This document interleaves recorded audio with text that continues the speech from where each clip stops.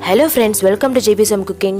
இன்னைக்கு நம்ம ரொம்ப சுவையான கார அடை ரெசிபி எப்படி ரொம்ப ஈஸியா செய்யறதுன்னு பார்க்க போறோம். வாங்க நம்ம தேவையானதெல்லாம் பார்க்கலாம்.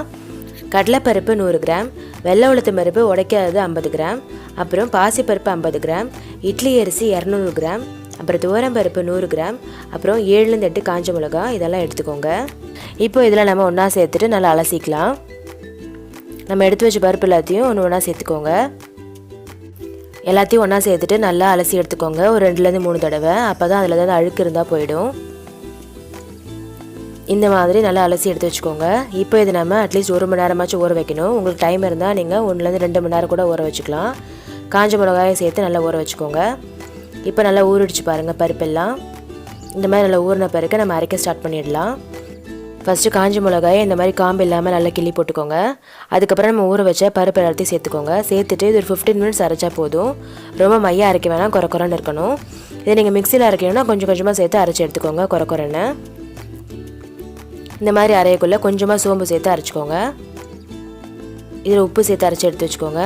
அவ்வளோதான், நம்ம இந்த மாதிரி அரைச்சி எடுத்து வச்சாச்சு.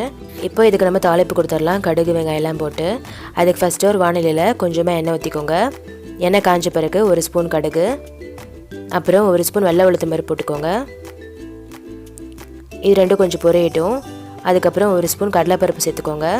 கடலைப்பருப்பு உளுத்தம் பருப்புலாம் சேர்த்துக்கிட்டா சாப்பிடக்குள்ளே ரொம்ப நல்லாயிருக்கும் அடை. இது கூடவே ஒரு துண்டு இஞ்சியை நல்லா கட் பண்ணி போட்டுக்கோங்க சின்ன சின்னதாக. இது நல்லா ஒரு நிமிஷத்துக்கு வதக்கிக்கோங்க. அடுத்து இதில் நம்ம 2 பெரிய வெங்காயம் சேர்த்துக்கிட்டோம். வெங்காயம் நீங்கள் தேவைக்கேற்ப சேர்த்துக்கோங்க. கொஞ்சமாக மாவு எடுத்தால் 1 வெங்காயம் சேர்த்துக்கலாம். கொஞ்சமாக கருவேப்பிலை சேர்த்துட்டு நல்லா வதக்கிக்கோங்க. இது ரொம்ப வதங்கணும்னு அவசியம் இல்லை, ஏன்னா திரும்ப அடை நம்ம சுட தான் போகிறோம். அதனால் இந்தளவுக்கு வதங்கினா போதும், நிறுத்திடுங்க. நிறுத்திட்டு தேவையான அளவுக்கு மாவு எடுத்துகிட்டு சேர்த்துக்கோங்க.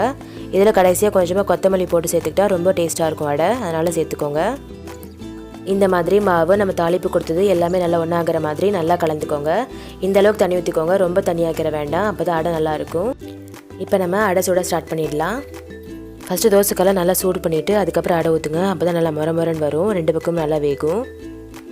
தேவையான அளவு கொஞ்சமாக எண்ணெய் ஊற்றிக்கோங்க. இந்த மாதிரி வெந்த பிறகு 2 பக்கம் திரி போட்டு நல்லா வேக வச்சுக்கோங்க. ஃபஸ்ட்டு லைட்டாக திரி போட்டுட்டு அதுக்கப்புறம் இந்த மாதிரி நல்லா மொரன்னு எடுத்துக்கோங்க.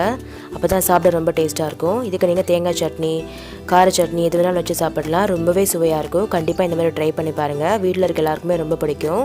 இந்த வீடியோ பிடிச்சிருந்துச்சுன்னா JBSM குக்கிங்கை சப்ஸ்கிரைப் பண்ணுங்கள். எப்படி இருந்துச்சுன்னு கமெண்ட் பண்ணுங்கள். தேங்க்ஸ் ஃபார் வாட்சிங். டாட்டா.